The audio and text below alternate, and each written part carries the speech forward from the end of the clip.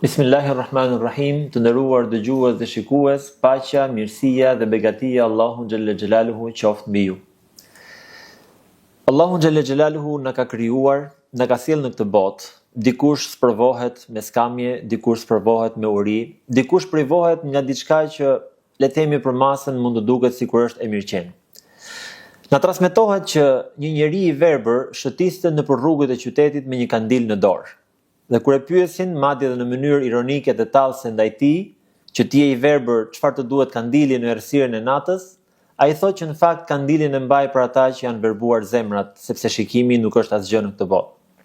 Sot kemi të ftuar në podcastin Porta e Mëshirës studentin Andon Çepe, i cili në fakt është i privuar me mungesën e shikimit, por i cili do të përcjell për ne një përvojë personale, do të ndaj me ne një eksperiencë personale dhe plot mesazhe motivuese se si njeriu ka mundësinë që të ecë përpara, ka mundësinë që t'ia dalë në sfidat apo në errësirat e jetës. Andon, mirë se vjen dhe faleminderit për kohën. Faleminderit, mirë se u gjetëm. Atëherë Andon, më njëherë do doja ta nisja pak të na flisje pak për eksperiencën tënde personale. Ti ke një sprov, ndoshta ke një vështirësi ndryshe nga të tjerët, por e parë në këndvështrimin tënd, në perspektivën tënde, si është kjo gjë? Pra sa e vështirë është që të jetosh, le të themi, me aftësi ndryshe ose me një mungesë të rëndësishme siç është shikimi, dhe sa e mundur është që ti të përballesh me vështirësitë, me sfidat e jetës dhe aktualisht të ke arritur dhe në nivelin e studentit në universitet, pra ke kaluar disa stade shumë të rëndësishme. Si fillim dëshiroj t'ju falenderoj profesor për ftesën, si dhe për mundësinë që të zhvillojmë këtë program të bukur së bashku. Padyshim që ka vështirësitë e veta, pasi po të krahasojmë për shembull jetën e një studenti të verbër me jetën e një studenti jo të verbër, natyrisht duhet më shumë organizim, qoftë në detajet më të vogla. Por fal Zotit dhe teknologjia ka ecur shumë dhe gjërat janë shumë më të thjeshta se ç'mund të kenë qenë për shembull vite më parë për persona të tjerë.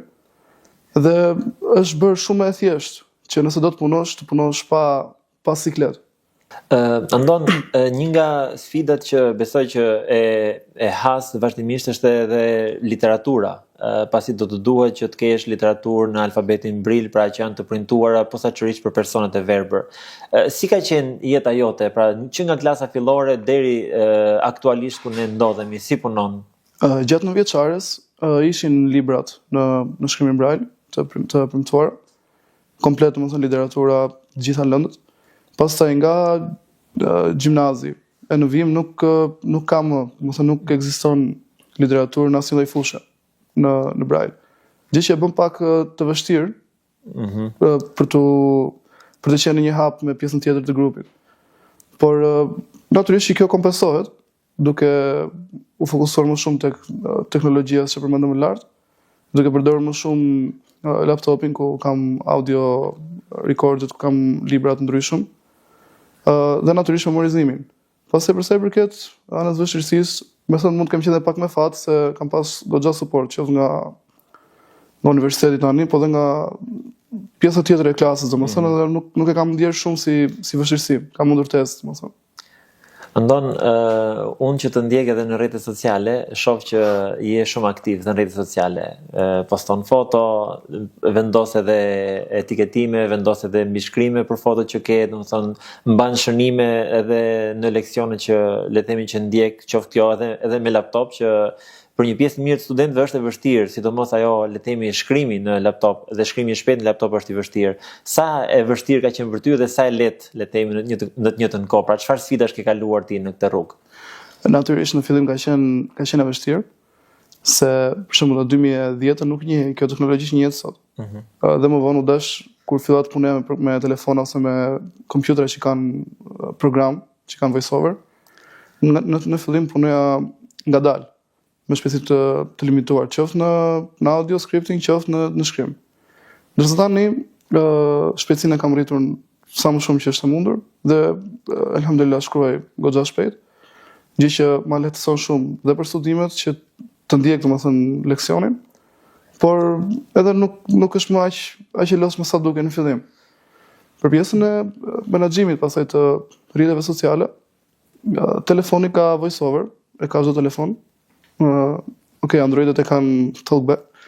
Edhe ai flet çdo gjë që ti mund ta shikosh në ekran. Dhe me anë të asaj orientohesh, për shembull zgjedh foton e duhur, ta zëm 12 mars 2026 ose. Për shkrimin unë kam mësuar tastierën, është njësoj si tastiera e kompjuterit. Po ta mendosh. Dhe natyrisht po bëre gabim ajo fshin. E kuptoj. Andon, në fakt unë kam një pyetje që është pak sa teknike, ndoshta edhe për masën e gjerë që ne edhe alfabetin Braille ne nuk e njohim aq sa duhet, domethënë si funksionon. Pra nga sa është i përbër, le të themi, dhe sa i lehtë është pra për ta përdorur, për ta mësuar, për ta shkruar dhe mbi gjitha le të themi për ta përdorur atë në përditshmëri. Alfabeti Braille si fillimisht i përbër nga një sistem 6 pikësh dhe në bazë atyre 6 pikave ndryshon në bazë kombinimit që ti bën me pika, ndryshon shkronja. Për shembull, aja ka vetëm një pikë, B ka 2 pika. Pastaj ndryshon, çdo shkronjë domethënë ka kombinimin e vet në këto 6 pika. Për shembull, kur ne shkruajmë në Braille, përdorim janë 2 metoda aktive. Metoda e parë është me një makinë shkrimi, që është pak a shumë si punë e një kompjuteri, le të themi. Edhe në bazë kombinimit që bën me lëvizjet e gishtave, ndodh edhe shkronja përkatëse. Po ashtu metoda tjetër është me pllak shkrimi Braille, që është pak më e vështirë, le të themi dhe më ngadalt. Atëherë, Andon, unë në fakt do të tërheq pak vëmendjen në një, le të themi, në një situatë tjetër. Ne jemi në muajin e Ramazanit. Si e përjeton, le të themi, me gjithë dinamikën që ka muaji i Ramazanit, dhe unë di dhe atë që ti vazhdimisht, domethënë, frekuenton xhamin, je aktiv me leximin dhe këndimin e ezanit. Pra nuk je njeri që je pasiv, je njeri që je gjithmonë në vit të parë, domethënë për të marrë iniciativa të reja. Si e përjeton gjithë atmosferën e Ramazanit dhe a mendon që le të themi privimi nga shikimit ka ndihmuar që ti të përjetosh më shumë ato ëmbëlsitë shpirtërore që sjell besimi? Muajin e Ramazanit përpiqem ta përjetoj që kur hyn sa më shumë që të mundem, pasi është një ofertë që na vjen vetëm një herë në vit dhe ne nuk e dim a do të na vi prapë në vitin tjetër. Si fillim unë dëgjoja nga njerëz të rrethit kur isha më i vogël, natyrisht që thonë agjeroj ose siç përdoret rëndom ndonjëherë mbaj Ramazan. Edhe më bënte përshtypje ideja që si ka mundësi që këta njerëz rrinë domethënë pa ushqyer, pa pirë. Por ama lezetin dhe shijen e provova vetëm kur fillova ta gjëroj vet rregullisht. Dhe realisht është një gjë që nuk të bën fare përshtypje, pjesa teknike. Pastaj Ramazani lidhet edhe pak me çështjen time si student në shkencat islame, pasi në një periudhë të tillë, pak a shumë në një periudhë Ramazani, unë vendosa që të vazhdoja studimin. Dhe është goxha interesante, domethënë. Padyshim që ndjeshmëria që na vjen në muajin e Ramazanit është unike, pasi shoqërohet dhe me gëzim shumë të madh, po dhe me një trishtim të vogël kur largohet. Dhe siç shikojmë koha iku shpejt dhe ai fundi po vjen domethënë. Po për sa i përket pjesës së privimit që shikimi mund t'i japi ose të pjesës për të thelluar më shumë në kuptimin shpirtëror, kjo është nga ana teknike është e vërtetë. Për shembull, nëse ne të dy shkojmë për umra, ti do japësh fokus edhe tek pjesa e vizuale. Shumë do shikosh xhamin e profetit, do shikosh Qaben, do shikosh gjërat përreth. Ndërsa unë jap fokus vetëm te ana shpirtërore. Domethënë të shijoj sa më shumë të përmend Allahun e të tjerë domethënë. Shumë e drejtë. Andon, natyra njerëzore është krijuar atill që kur goditet nga vështirësitë, nga sprovat, shpesh bien pesimizëm. Por se tek ti unë edhe ata që të njohin kanë parë një optimizëm, le të themi, të jashtëzakonshëm. Çfarë ndikimi ka pas besimi tek Allahu te Leshanuhu për të përballuar këto sprova të jetës? Besimi ka pasur ndikim thelbësor për të përballuar sprovat e vështirësitë. Ndoshta para thellimit besim shumë gjëra mund t'i shifja ndryshe ose si thon mund të stresohesh më lehtë për shumë gjëra. Ndërsa besimi ka bërë të mundur që lesh të marrë me sportivitet po ti jep mundësinë që të kuptosh më tepër që çdo gjë është saktim dhe ne me saktimin pajtohemi. Dhe pastaj është e ditur që pas vështirësisë vjen lehtësimi, kështu që ka ndikuar shumë tek unë pozitivisht.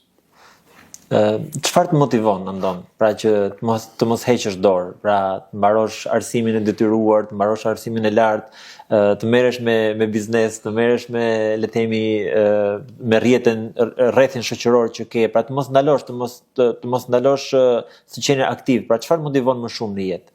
Për shembull, pjesa e arsimit që jam duke ndjekur tani, më motivon shumë dëshira për të mësuar më tepër, për të solluar më shumë në dije, për të njohur më tepër Allahun e madhëruar, për të ecur më përpara dhe për të qenë më i dobishëm. Po ashtu, një faktor tjetër shumë motivues është besimi që njerëzit që i kam pranë, për shembull, tregojnë ndaj meje. Por më e madhja është pjesa e shpërblimit që Allahu jep për ata që përpiqen, dhe shpresoj të jem prej tyre. Amin. Çfarë thon njerëzit zakonisht, pra kur shohin që le të themi, pra ti ke një vullnet të hekur, pra për të çuar gjërat përpara. Dhe përgjithsisht njerëzit edhe ndoshta edhe paragjykojnë, le të themi, për shkak të qenërit i verbër. Çfarë të thon dhe ato demotivon do pak, pra kjo, le të themi, kjo sjellja e njerëzve rreth rrotull? Jo, nuk më demotivon as pak, se njerëzit nuk është se janë shumë të njohur me një situatë të tilla, aq më shumë në vendin tonë. Për shembull, kur transferova nga Liceu i Tiranës, kam qenë në gjimnaz, në Liceun e Gjirokastrës, më pandodhi një skenë interesante dhe pak gazmore, le të themi, atë kuptim figurativ. Ishim duke shkruar në një lëndë saktuar, po atë ditë rastësisht që unë kisha harruar kufjet në shtëpi. Edhe po shkruaja në laptop, po kisha bërë thjesht mute voiceoverin, që të mos shqetësoja pjesën tjetër të grupit. Dhe në profesori po shpjegonte mësimin, po njëkohësisht ishte pak konfuz dhe vinte her pas here drejt meje. Dhe më thot një moment të rishu pak mbrapa, domethënë apo tallesh, si ka mundësi. Nuk e besonte. Jo. Dhe kur jam tërhequr që ka parë ekranin, po thoshte që si ka mundësi se unë po shkruaja vërtet shpejt dhe ai po mendonte se thjesht po lëvizja kohë. Interesante. Pra kjo është ajo pjesa që ndoshta masa edhe nuk e kuptojnë, domethënë që ndoshta Allahu xhaleshanuhu pra të privon nga një gjë, por të jep mundësinë që të le të themi të avancosh në diçka tjetër.